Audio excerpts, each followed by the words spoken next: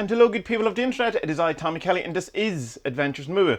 This episode, I want to show you a new toy I got. This is it here. This is, it's hard to get in screen all at once. There you go, upside down though. It is my new guitar. It is a Washburn N2, which is the Nuno Betancourt series. Let's see if make sure I'm focused. The Nuno Betancourt guitar model, his signature model. Nuno Betancourt is the guy from Extreme, More Than Words, and if that's all you know him as, shame on you, because he's a wonderful guitar player and has been extremely influential on the music scene, particularly in guitar circles. He's a really top class guitar player, and I've always wanted an N4, which is the more expensive model of this.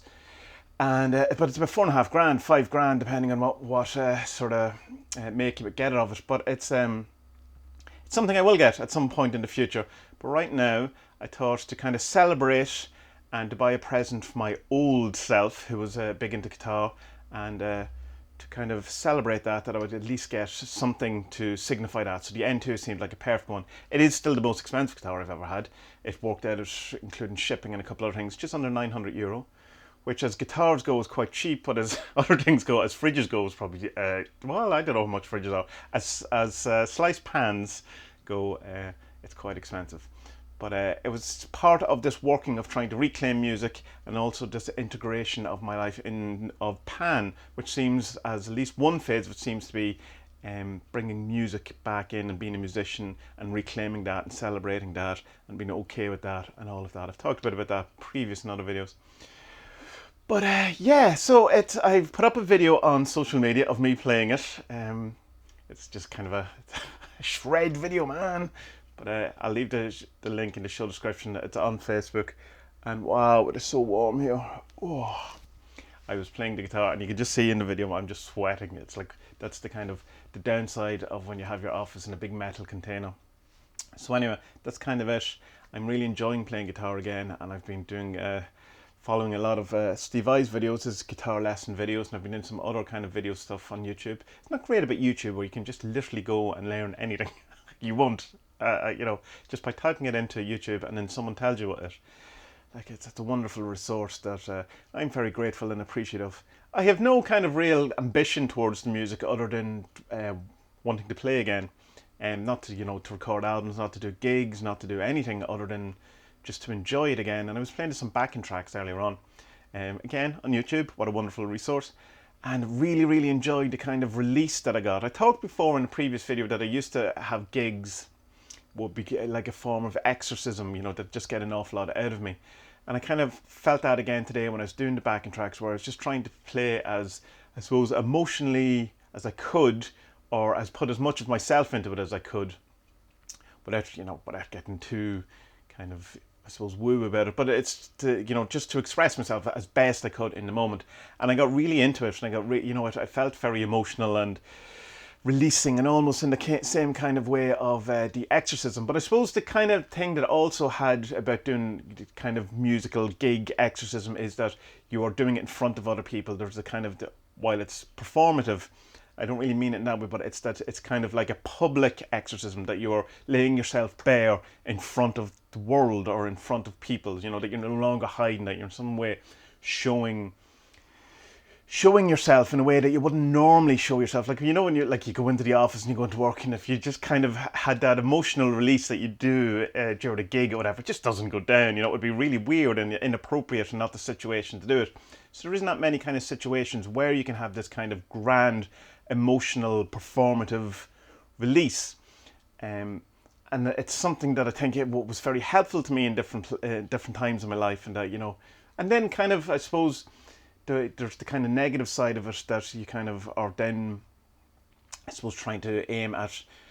What am I trying to point at here is that it becomes more performative rather than a release, and then you're kind of, you know, fake the emotions and something as well. So, you know, it has its counter and its kind of pluses and its negative, as it all things do. But I can't think of any other kind of area of my life where there was that kind of immediate exorcism in the way that music was for me, and particularly doing gigs. So I'm looking forward to trying to see where that goes or whatever, or try to incorporate the kind of thing that I got from that in maybe some other way. Like, I mean, there is a kind of an element of public exorcism when you're doing any kind of thing like a YouTube channel or a blog or even a social media account or whatever, if you're being honest about it. And I think that's kind of the key to all of it, is the honesty within it, because which is what I was saying, when it stops being honest, it just becomes performative and kind of not the exorcism that you're looking for. It's not the release, it's not the kind of creativity, it's not that kind of metamorphosis from idea to physical. It becomes acting. And as I've talked in other videos, you know, one of the things that I tried to pull away from it is this kind of having everything like being a loop or being an actor and this kind of thing in my day-to-day life. And I think honesty is the key to all that, which was always my goal from the beginning of Adventures in Woo Woo, or I suppose any of the stuff since then, has been to be as honest as possible and not, you know, try to pretend I'm a better magician, artist, musician, whatever it is than I am, but also not to kind of fake that I'm worse than I am, and just you know, to have an honest kind of documentation of these type of ideas, these type of experiences, and how it kind of affects me and my life. Because I remember when I get into magic or whatever, particularly in magic, and you hear all of these stories and you hear kind of, you know, people kind of flexing and saying all of these amazing things, and you know, part of me wanted to believe and did believe, I suppose. And then when it wasn't happening for me, that I felt inadequate or felt kind of in some way that, you know, I wasn't doing it right or I wasn't good enough for all of those things. And what I learned, an awful lot of that stuff were just stories, or just people bullshitting, you know, people talking shit, and not all of it's true. And when I kind of realised that, there was part of me went, well, you know, but let's not throw the baby out with the bathwater here. Let's, you know, there definitely seems to be something in all of this, but let's, you know, let's experience it in an honest way and not concern myself too much with, you know, what other people are claiming. And I would advise you always to approach anything, not be, you know, any kind of thing, not just magic. It be, whether it's, you know, music, whatever, in a way you could be like, when I was in bands years ago, and you used to have an awful lot of people like would kind of talk shit about how good, you know, or these big deals that were going to happen in the background, or these big projects that we're doing that would never manifest. And I always kind of thought that if people had some good news, they wouldn't be hiding it. They wouldn't be kind of going, oh, there's something, you know, we can't announce, we can't talk about, whatever. When you have good news, you want to tell everyone. And I know there is a kind of, sometimes you can be contractually, you know, obliged not to say anything if you have an NDA or whatever, but none of us back in the day in the music business, in the music scene that I was in, were under NDAs, which is a non-disclosure agreement.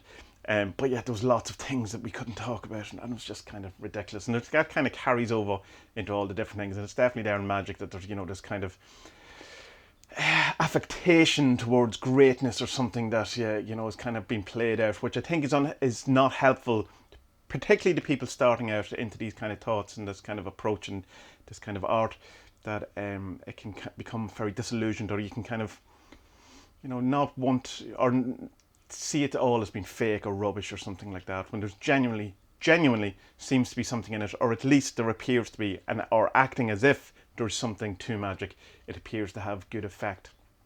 So yeah, I'm not really sure where this video went, but yeah, so guitars, got a new guitar, and what that is kind of opening up for me. It's like this whole thing, and I definitely do think it started with the kind of acknowledgement of Pan, has opened a door, and it's kind of, I'm not sure what it is yet, but it's not a kind of it's not a door that's leading to a completely new place. It's like it's a door that's opening to a widening of stuff.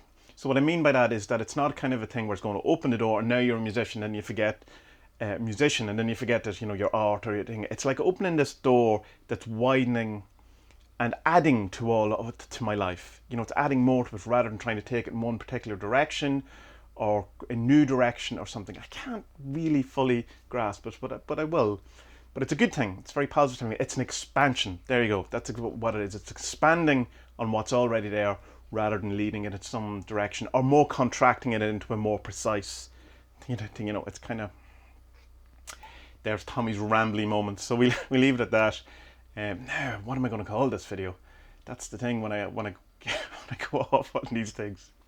Who knows? We will see when this is uploaded. So, good people of the internet, yeah, may your best days be ahead, and may you find the thing that makes your life more expansive than it already is, and that thing that augments your life in the most positive ways.